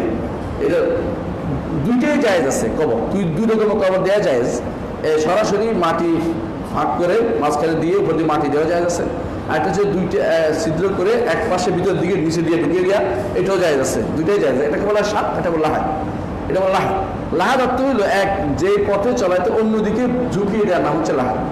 তো এখানে বলা হচ্ছে জারুল্লাযিনা ইউলহিদুনা ফি আসমাই, আল্লাহর নামের মধ্যে ইলহাদ কোনটা, আল্লাহর নামের মধ্যে ইলহাদ কোনটা, এটা আমাদেরকে বুঝতে। চারটি কারণে আল্লাহর নামে ইলহাদ হয়। চারটা কাজ করলে আল্লাহর নামকে অস্বীকার করা হয় এবং বক্রপথ অবলম্বন করা হয়। চারটি কাজ করলে আল্লাহর নামকে বক্রপথ অবলম্বন করা হয়, চারটি কাজ করলে। এক নম্বর কি, যদি আল্লাহর নামগুলোকে অস্বীকার করা হয়, যদি আল্লাহর নামগুলোকে অস্বীকার করা হয়। আল্লাহর নাম অস্বীকার করা অর্থ হচ্ছে আল্লাহ থেকে আপনি ভালো বুঝেন, কখনো না। আল্লাহর নাম, আল্লাহ বলছে আমার নাম এগুলি, আপনি বলেন যে না আপনার নাম এগুলি হইতে পারে না। এটা হচ্ছে কথাটা হচ্ছে আপনি আর চেয়ে বেশি বুঝছেন, হ্যাঁ, এটা হতে পারে। এই জন্য এটা ইলহাদ, আপনি ভিন্ন পথ অবলম্বন করলেন। আল্লাহর নাম আল্লাহ যা সাব্যস্ত করছে সেগুলো সাব্যস্ত না করা হচ্ছে একটা ইলহাদ।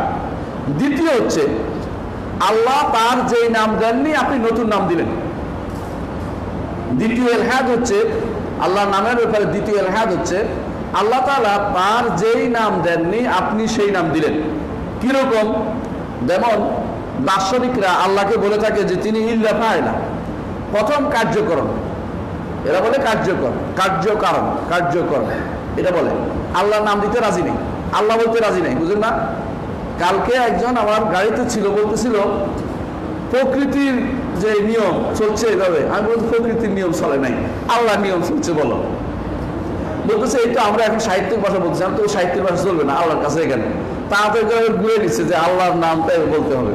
অনেকে সুন্দর একটা ফুল দেখতে বলে প্রকৃতি কি সুন্দর ফুল ফুটিয়েছে, না প্রকৃতি ফুল ফুটায়নি, এটা আল্লাহ ফুটাইছে।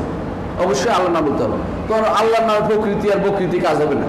তাহলে আল্লাহর নাম এইভাবে দেয়াটা হচ্ছে ইলহাদ, মানে যেটা আল্লাহর জিনিসে আল্লাহ তাআলার কর্মকাণ্ডকে অন্য কারো দিকে সম্পর্কযুক্ত করার নাম হচ্ছে ইলহাদ। আল্লাহকে বলে যে একজন যদি বলে যে আমি আল্লাহকে প্রকৃতি নাম দিচ্ছি, তাও হবে না। আল্লাহকে প্রকৃতি নাম দেওয়াটাই হচ্ছে ইলহাদ, কারণ আল্লাহর প্রকৃতি নাম আল্লাহ দেয় নাই, আল্লাহ এই প্রকৃতি নাম দেয় নাই। অনুরূপভাবে দেখা যায় কেউ বিশেষ করে যারা তথাকথিত গ্রিক দর্শন দ্বারা প্রভাবিত, তারা মনে করে আল্লাহ হচ্ছে আকলুল ফাআল, অর্থাৎ যে কর্মক্ষম বিবেক। ওদের আপনারা যদি দর্শন পড়েন না যারা, তারা সহজে বুঝবেন না। কর্মক্ষম বিবেক তারা বলে, যেটা বলে যে প্রথমে একটা বিবেক ছিল, বিবেকের সাথে একটা নফসের বিয়ে হয়েছে, এই বিয়ের পরে দ্বিতীয় বিবেক হয়েছে, দ্বিতীয় বিবেকের পর নবম বিবেকে এসে আকুল ফাআল হয়েছে, শক্তিশালী বিবেক হয়েছে। সেটা এই পৃথিবী যা আছে সব তৈরি করেছে। কোথায় আল্লাহকে সৃষ্টি করছে মানতে রাজি না, ওরা বিবেক সৃষ্টিকারী বানাই ফেলছে এখন। হ্যাঁ, এই জাতীয় নাম তাদের মধ্যে, এই জাতীয় জিনিস তারা যদি নাম দেয় করো তাহলে গ্রহণযোগ্য হবে না। ঠিক অনুরূপভাবে নাসারারা কি বলে, খ্রিস্টানরা কি বলে, আব, পিতা বলে না, পিতা বলে তাদের ইয়াকে, আল্লাহকে, এটাও জায়েজ নাই। হিন্দুরা কি বলে, ভগবানকেও জায়েজ নাই, ঈশ্বর এটাও জায়েজ নাই। হ্যাঁ, পারসিকরা কি বলে, খোদা, এটাও জায়েজ নাই। খোদা আমরা বলি না ইনশাআল্লাহ, পারসিকরা বলে। যারা পারস্য থেকে যারা আসছে, অর্থাৎ ইরান থেকে যারা দিন নিয়ে এদিকে ঢুকছে, তারা এটা বলেছে। তাহলে আমরা দ্বিতীয় জিনিসটা বললাম, প্রথমটা হচ্ছে আল্লাহর নাম অস্বীকার করা, এইটা হচ্ছে ইলহাদ। দ্বিতীয় হচ্ছে আল্লাহ যেই নাম দেননি এই নাম দেয়াটা, এটাও কি, এটাও ইলহাদ। আল্লাহর জন্য এই নাম সাব্যস্ত করা ইলহাদ।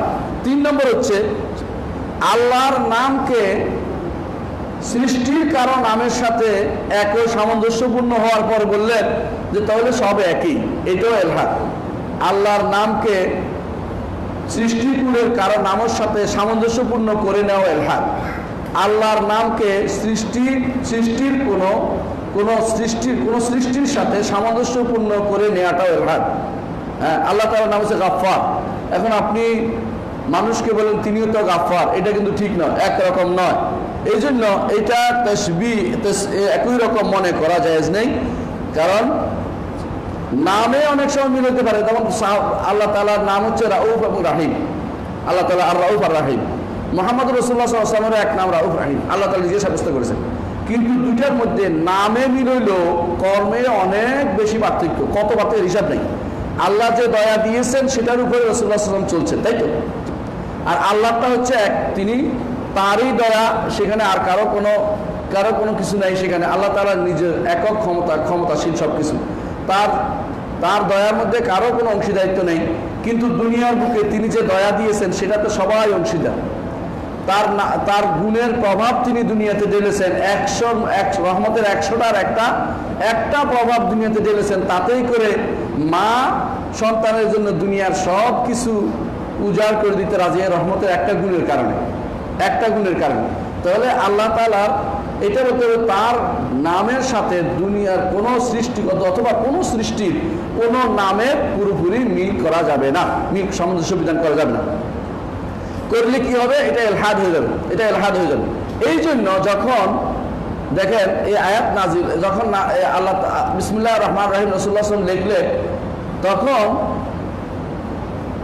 মক্কার কুরাইশরা বলল, আমরা তো রহমান চিনি না, আমরা রহমান বলতে বুঝি একমাত্র কাকে? মুসাইলামা কাযযাবকে, নাউযুবিল্লাহ, মুসাইলামাকে।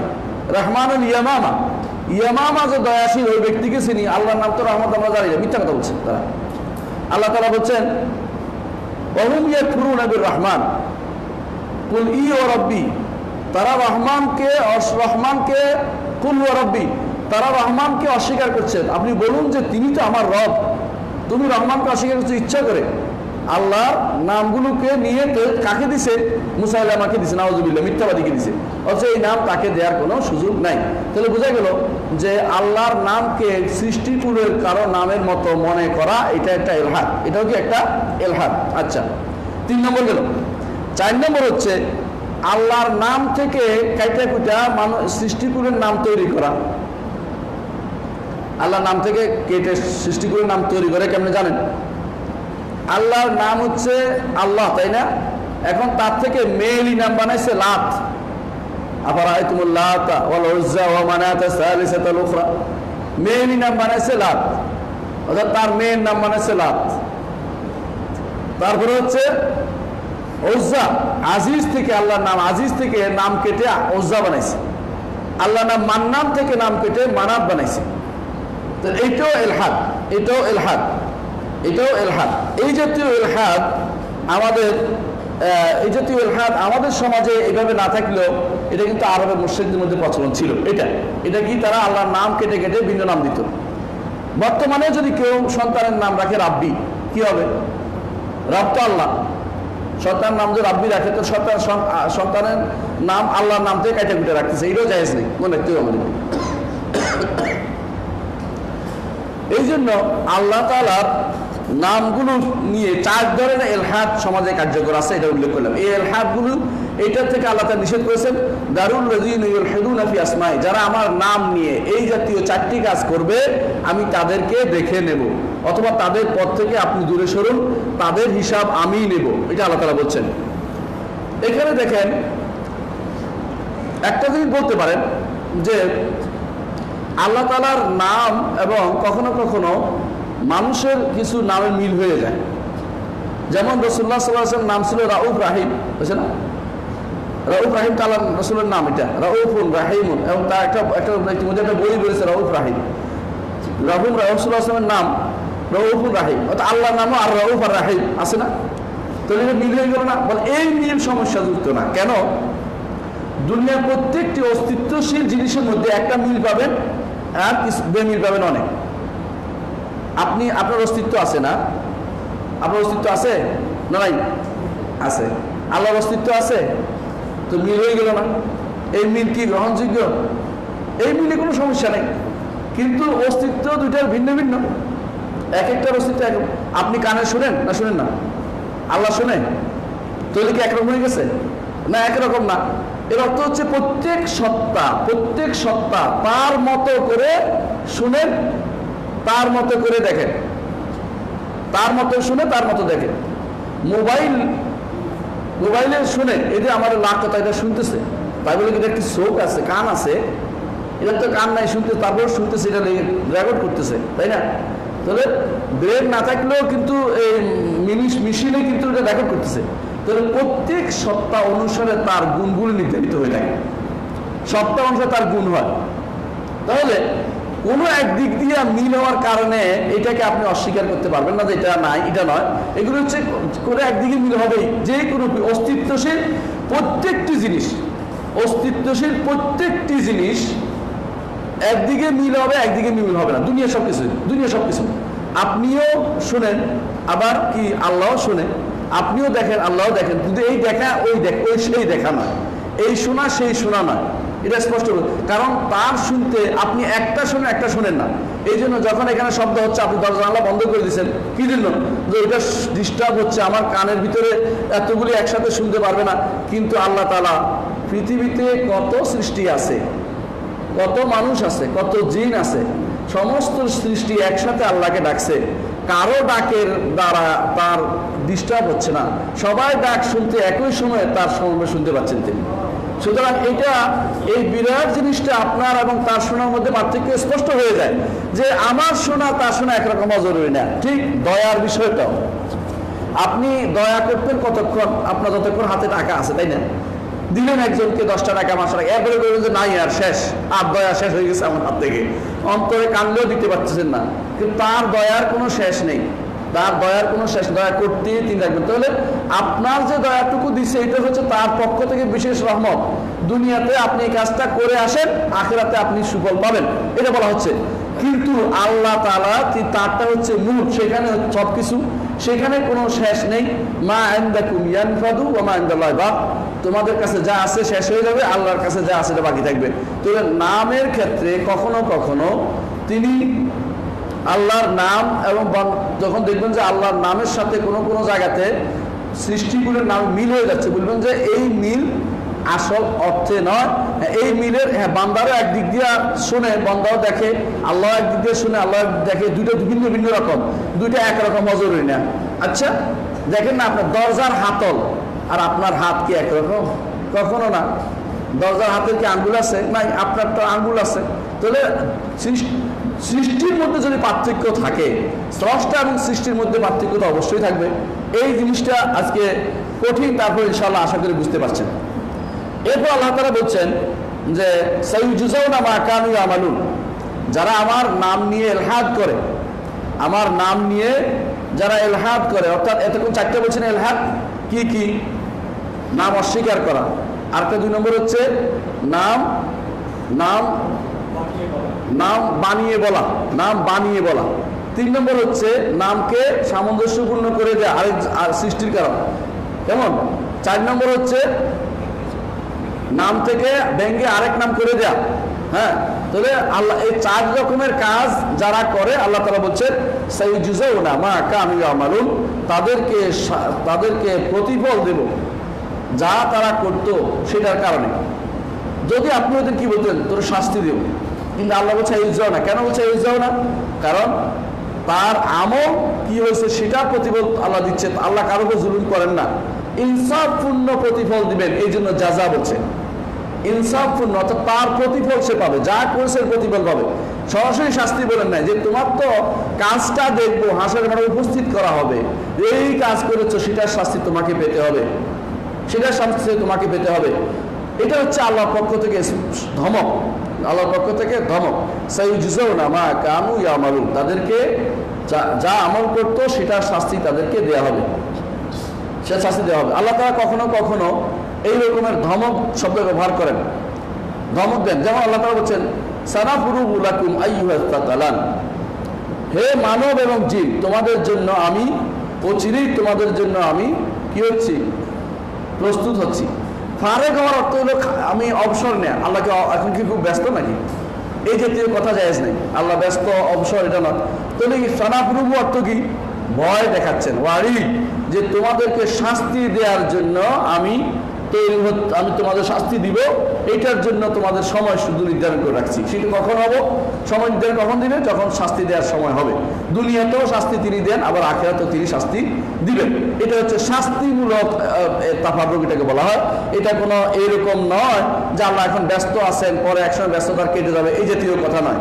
এই জাতীয় যেটা ইহুদিরা বলে যে আল্লাহ তাআলা 6 দিনে আসমান জমিন সৃষ্টি করেছেন, 7ম দিনে তিনি কি করেছেন? ইহুদিরা বলে কি করেছেন?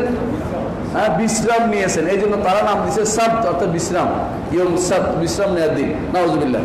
আল্লাহ তাআলা এই জন্য আয়াত নাযিল করে বলেছেন যে ওমা মাসসানা মিন লুগুব, আমার কোনো কষ্ট অনুভূত হয়নি। এই ইহুদিরা, হ্যাঁ, আসমান জমিনকে আমি সৃষ্টি করেছি 6 দিন, ওমা মাসসানা মিন লুগুব, আমার কোনো কষ্ট অনুভূত হয়নি। কষ্টের কথা মনে করিও না। আসমান জমিন আমরা এখন যত কাছে মনে করি, যত ছোট মনে করি, তা কিন্তু না। বৈজ্ঞানিকরা এখন অনেক জিনিস বের করেছে আসমানে, তাই না? আমাদের এই গ্রহ হাজার হাজার লাখ লাখ গ্রহের একটা গ্রহ।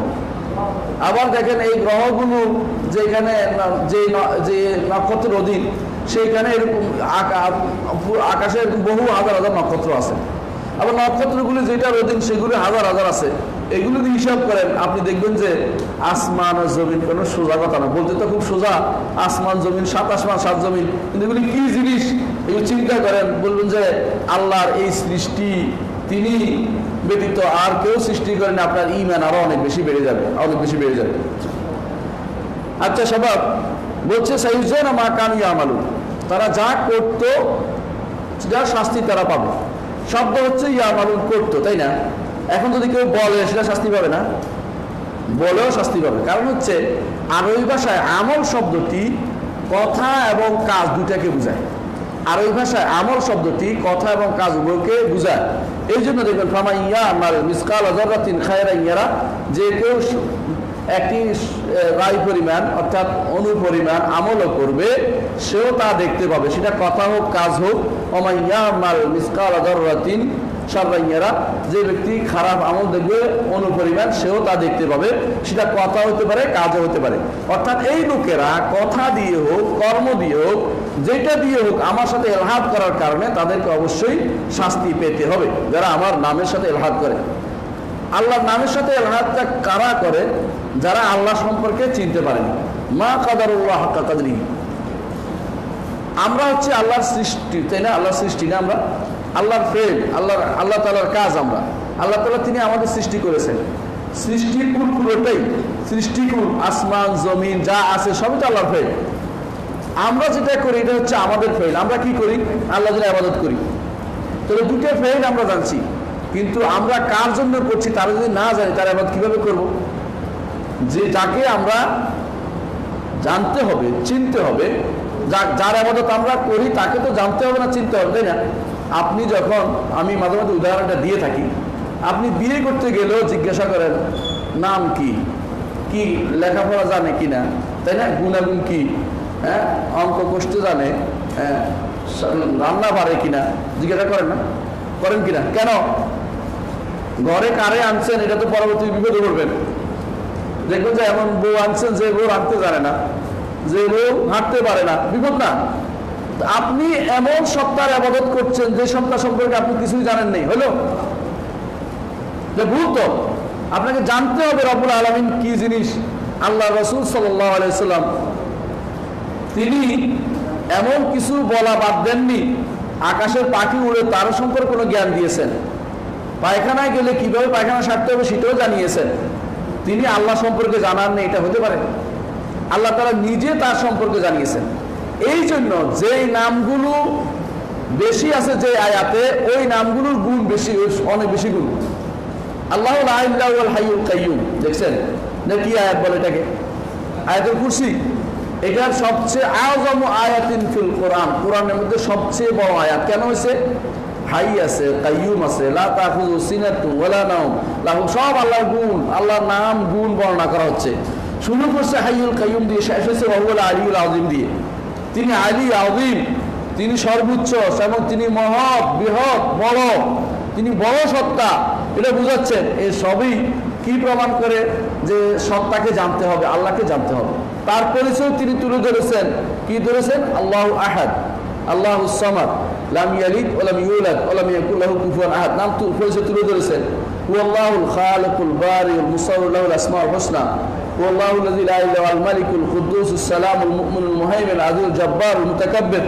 তার পরিচয় তিনি তুলে ধরেছেন আল্লাহু আল্লাযী লা ইলাহা ইল্লা হুয়া আলিমুল গায়বি ওয়াশ শাহাদাতুল আজিজুর রাহিম। তিনি তার নাম এবং গুণ কোরআনে কারীমের আয়াতে আয়াতে, রাসূলুল্লাহ সাল্লাল্লাহু আলাইহি ওয়াসাল্লাম তার দোয়ায় দোয়ায় তিনি বারবার আল্লাহর নাম এবং গুণ তুলে ধরে সেগুলো দিয়ে ওসিলায় দোয়া করেছেন। আল্লাহর নাম এবং গুণ যদি আমরা না জানি, এলহাদ করি, অস্বীকার করি, তো আল্লাহ তাআলা আমাদের শাস্তি কেন দিবেন না? আমরা তো কিছুই করতে পারি না। তাহলে কার জন্য ইবাদত করলাম? এই সত্তার কি গুণ আছে, এই সত্তার কি নাম আছে, তাকে আমার জানার প্রয়োজন নেই? অবশ্যই আছে। সুতরাং আল্লাহ তাআলার নাম এবং গুণ যদি কোনো আমরা না জানি, তাহলে আমরা আসলে আল্লাহকে চিনতে পারিনি।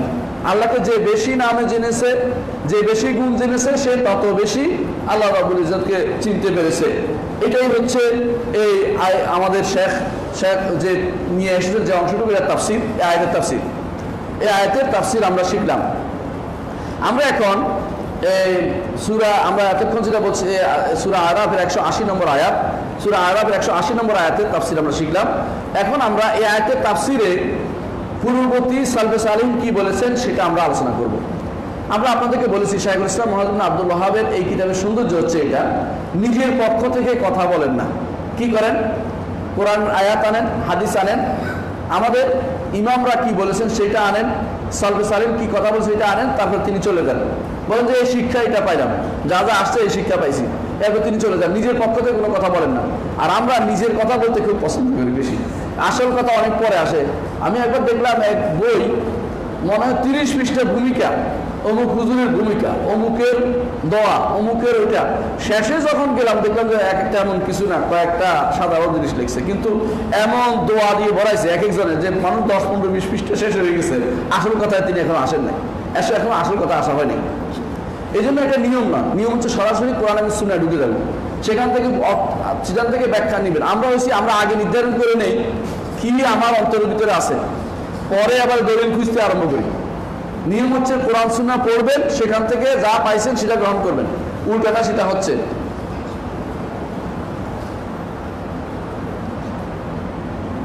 তাহলে আমরা দেখতে পাচ্ছি যে শাইখুল ইসলাম মুহাম্মদ ইবনে আব্দুল ওয়াহাব রাহিমাহুল্লাহর যে নিয়ম, সেটার উপরে আমরা যদি ফিরে আসি তাহলে কিন্তু আমাদের দ্বীনের অনেক কিছু শিখা আমাদের তাড়াতাড়ি হবে। তিনি কি বলতেছেন? যাকার ইবনে আবি হাতিম আন ইবনে আব্বাস, এই আয়াতের তাফসীরে ইবনে আবি হাতিম হচ্ছে মুফাসসির, তার তাফসীর আছে। তিনি বলছেন আন ইবনে আব্বাস, ইবনে আব্বাস আব্দুল্লাহ ইবনে আব্বাস, তিনি আব্দুল্লাহ ইবনে আব্বাস যাকে বলা হয় হাবরুল উম্মাহ, উম্মতের মধ্যে জ্ঞানী ব্যক্তি হচ্ছেন কে? আব্দুল্লাহ ইবনে আব্বাস। আব্দুল্লাহ ইবনে আব্বাস যাকে রাসূলুল্লাহ সাল্লাল্লাহু আলাইহি ওয়াসাল্লাম দোয়া করেছেন আল্লাহুম্মা আল্লিমহু তাওয়ীল ওয়া ফাক্কিহু ফিদ্দীন, আল্লাহ তাকে দ্বীনের ফিকহ দান করো, আল্লাহ তাকে তাফসীর শিক্ষা দাও। এই জন্য তিনি তাফসীর এবং দ্বীনের ফিকহের মধ্যে শ্রেষ্ঠ ছিলেন। তিনি হচ্ছেন ইবনে আব্বাস। তিনি বলছেন যে ইউলহিদুনা ফি আসমাই, অর্থ হচ্ছে ইউশরিকুন, যারা আমার নামের সাথে শরীক করে। ইউলহিদুনা ফি আসমাই অর্থ কি বলছেন? ইউলহিদুন, ইলহাদ করে। ইউশরিকুন কিভাবে বলেন? শরীক করে কিরকম?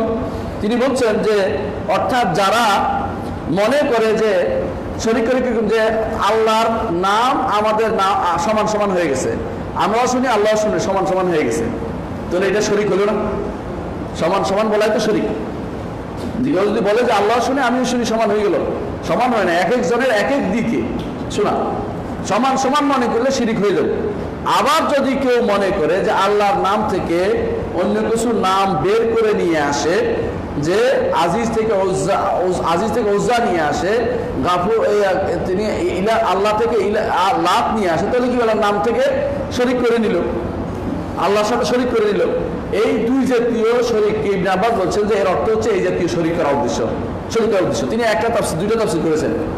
আবার তার থেকে আরেক বর্ণনা আসছে সুম্মুল্লাহ তামিনাল ইলাহ ওয়াল উজ্জা মিনাল আজিজ, যে তারা শরিক করে অর্থ হচ্ছে এলহাদ করার অর্থ হচ্ছে যে তারা ইলাহ, আল্লাহ শব্দটা ইলাহ শব্দ থেকে লাভ বানিয়েছে, আর আজিজ শব্দ থেকে আউজ্জা বানিয়েছে, আজিজ উজ্জা বানিয়েছে। তাহলে এটা আমরা একটু আলোচনা করি, যেটার সাথে মিলে গেছে তাফসীরে।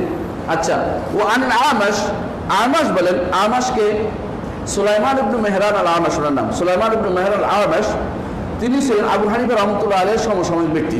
হ্যাঁ, মুহাদ্দিস এবং সিকাতুন সাবতুন ব্যক্তি ছিলেন, মুফাসসির ছিলেন। তিনি বলতেছেন যে জারুল্লাযিনা ইউলহিদুনা ফি আসমাই, ছেড়ে দিন তাদেরকে যারা আমার নামের ভিতরে ইলহাদ করে। তিনি বলছেন ইলহাদ করার অর্থ হচ্ছে যা আমার নাম নয় এমন কোনো কিছু আমার নাম বানিয়ে দেয় তাদেরকে আমি দেখা দেব, এটা অর্থ। এটা ইউদখিলুনা ফিহা মা লাইসা মিনহা, আমার নামের ভিতরে এমন কোনো নাম ঢুকিয়ে দেয় যেই নামটি আমার নাম নয় তাদেরকে আমি দেখে নেব। কঠিনভাবে ভয় দেখালেন যে এর অর্থ এটা আমরা আগে আলোচনা করেছি। চারটির মধ্যে একটা। তাহলে আমরা দেখতে পাচ্ছি সলফে সালিন এই চারটি বলেছেন। একটা হচ্ছে মুমাসালা, সমপর্যায়ের নাম নির্ধারণ করা। একটা হচ্ছে নামের অংশ ভাঙিয়ে বলা। আরেকটা হচ্ছে যে যেটা নাম নয় এমন নাম প্রবেশ করিয়ে দেয়, সবই হচ্ছে ইলহাদের অন্তর্ভুক্ত। এই চারটি জিনিস করা যাবে না, করলে ঈমান চলে যাবে।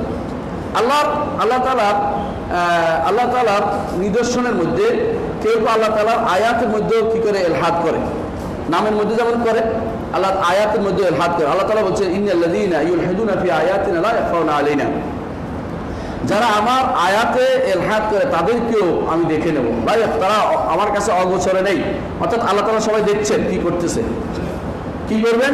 আল্লাহ তাআলা ওখানে বলেছেন যারা এই জাতীয় ইলহাদ করবে তাদেরকে তিনি শাস্তি দিবেন বলেছেন তিনি। সেখানেও আমরা দেখতে পাই আল্লাহর আয়াত কিন্তু দুই প্রকার, একটা হচ্ছে আয়াত কাউনিয়া, একটা আয়াত শারঈয়া। আয়াত কাউনিয়া কিরকম? ধরেন আল্লাহ চাঁদ সূর্য এগুলি আয়াত, এগুলি নিদর্শন। এই নিদর্শনগুলো যদি কেউ বলে যে এমনি হয় তাহলে আল্লাহ ইলহাদ করা হয়ে গেল। আর এই নিদর্শনগুলিকে কেউ যদি কোনো বলে যে আমি চালাবো অমুকে চালায় তাহলে ইলহাদ হয়ে গেল। অথবা প্রাকৃতিক, অথবা বললো যে ভূ প্রকৃতি বা অমুক গতি তমুক গতি, কত রকম গতি মানুষ আবিষ্কার করতেছে, এগুলি চালায় তাহলে ইলহাদ হয়ে গেল। তো আল্লাহর নিদর্শনও কোনো সময় ইলহাদ হয়। অনেক সময় দেখা যায় আল্লাহর আয়াত শারঈয়াতে ইলহাদ হয়, অর্থাৎ কোরআনে কারীমের আয়াত, রাসূলের হাদিস এগুলিতে কেউ অস্বীকার করে অথবা এগুলিকে ভিন্ন পথে প্রভাবিত করে, এর মাধ্যমে ইলহাদ হয়। এই সবগুলি কিন্তু আল্লাহ তাআলা এগুলির কঠিন শাস্তি দিবেন, কোনোটাই আল্লাহ তাআলা ছাড়বেন না। এর অর্থ ইন্নাল্লাযীনা ইউলহিদুনা ফি আয়াতিনা লা ইয়াখফাউনা আলাইনা, যারা আমার আয়াতসমূহ ইলহাদ করে তারা আমার কাছে গোপন নেই, তাদেরকে তিনি শাস্তি দিবেন। আমাদের শেখ এখানে, আমি আর 2 মিনিট শেষ করবো ইনশাআল্লাহ। আমাদের শেখ এখানে কিছু মাসাইল বলছেন যে কি উপকার পেলাম। আমরা আগেও বলেছি তিনি আগে আয়াত নিয়ে আসেন, তারপরে হাদিস ফেলে নিয়ে আসেন, না হলে তিনি সলফে সালেহিনের কথা নিয়ে আসেন, তারপর অর্থ বলে দেন যে এই জিনিস উপকার পেয়েছি, কি জিনিস শিক্ষা পেলাম। 1 নম্বর শিক্ষা হচ্ছে ইসবাতুল আসমা, আল্লাহর নামগুলোকে স্বীকৃতি দিতে হবে, আল্লাহর নামের স্বীকৃতি দিতে হবে। এবং সেগুলো আমরা বলেছি 4টা বা 6টা 7টা নিয়ম বলেছি। এই নিয়মগুলো আমরা কোরআন দিয়ে সাব্যস্ত করেছি, এগুলো অবশ্যই মেনে নিতে হবে। দ্বিতীয় হচ্ছে আল্লাহর নামগুলি সুন্দর। দ্বিতীয় শিক্ষা কি আল্লাহর প্রত্যেকটি নাম সুন্দর, এবং সুন্দরের 3টি কারণ আমরা উল্লেখ করেছি, মনে আছে নিশ্চয় আপনাদের। 3 নম্বর হচ্ছে আল আমরু বিদুআইহি বিহা, আল্লাহ তাআলার এই নামগুলো দিয়ে আল্লাহকে ডাকা, এটা হচ্ছে সবচেয়ে গুরুত্বপূর্ণ জিনিস। অনেকে গান গায়, কি নাম ধরে ডাকবো তোমারে, তো নাম কি অভাব আছে, তুই একটা করে ডাক না, এখন মনে হচ্ছে নাম খুঁজে পাচ্ছে না। কোরআন কিছু না হলে শুধু আল্লাহ নামে ডাক না, অসুবিধা কি, কিন্তু সে নাম নিয়ে খুঁজে বেড়াচ্ছে। এইগুলি কেউ কবিতা বানায়, এগুলি কোনোটাই ঠিক। আল্লাহর নামের অভাব নেই, নাম দিয়ে আল্লাহকে ডাকতে হবে। ডাকার কথা আমরা বলছি, কিভাবে ডাকতে হবে বলছি না, কিভাবে শব্দ বুঝতে হবে, অর্থ বুঝতে হবে, কেমন সেগুলো কি, সেগুলোর গুণাগুণ দিয়ে, সেগুলো গুণাগুণের কাজ দিয়ে ডাকতে হবে, সেগুলো শব্দ উল্লেখ করে, আবার সেগুলি কি চায় সেই জায়গায় আমাকে থাকতে হবে। এগুলো হচ্ছে ডাকার অর্থ, এটা আমরা উল্লেখ করেছি। 4 নম্বর হচ্ছে তরকু মা আ'আদা মিনাল জাহিলিন ওয়াল মুলহিদিন, যারা মুলহিদ তাদেরকে ছাড় দিবেন। ছাড় দিবেন অর্থ কি, ছেড়ে দেয়া না, অর্থাৎ যতক্ষণ পর্যন্ত ছাড় দিবেন যে তাদের সাথে আমি, যদি আপনি তর্কে না পারেন তাদেরকে বলবেন না, আপনারটা আপনি ছাড়বেন না, আপনার ঠিক রাখবেন, যত উদ্দেশ্য। অর্থাৎ অনেক সময় বিভিন্ন কারণে, চাপের কারণে হয়তো তারা আপনাকে ঘায়েল করে ফেলতেছে, কিন্তু আপনার ঈমান আপনি ঠিক রাখবেন আল্লাহর নাম এবং গুণের ব্যাপারে। তারা কি করেছে, তাদের শাস্তি আল্লাহ তাআলা তাদেরকে অবশ্যই দিবেন। ভয় দেখাবেন, এর অর্থ ছেড়ে দেন, দাওয়াত বন্ধ করা নয়, এর অর্থ দাওয়াত বন্ধ করা নয়, এর অর্থ হচ্ছে দাওয়াত দিবেন, তবে তাদের শাস্তি আপনি দুনিয়াতে দেওয়ার মালিক। শাস্তি সেটা হবে যারা রাষ্ট্রপ্রধান তাদের, অথবা যারা আখিরাতে আসে আল্লাহ তাআলা তাদের শাস্তি দিবেন, আপনার শুধু দাওয়াত দেওয়ার মালিক দাওয়াত দিয়ে দেবেন। 5 নম্বর হচ্ছে ইলহাদের অর্থ কি, আমরা বলেছি না ইলহাদের অর্থ 4টি অর্থ বলেছি ইলহাদের। 6 নম্বর হচ্ছে যারা ইলহাদ করবে তাদের কি শাস্তি হবে সেটা বলেছি। যারা ইলহাদ হবে তাদের শাস্তি কি সেটা আখিরাতে আল্লাহ তাআলা তাদেরকে প্রদান করবেন। আমরা আজকে আর সময় কুলোচ্ছে না, আমরা ইনশাআল্লাহ পরবর্তী ক্লাসে আর বাকি অংশ করতে চেষ্টা করব। আল্লাহ আমাদেরকে বোঝার তৌফিক দান করুন। আসসালামু আলাইকুম রহমতুল্লাহ বারাকাতুহু।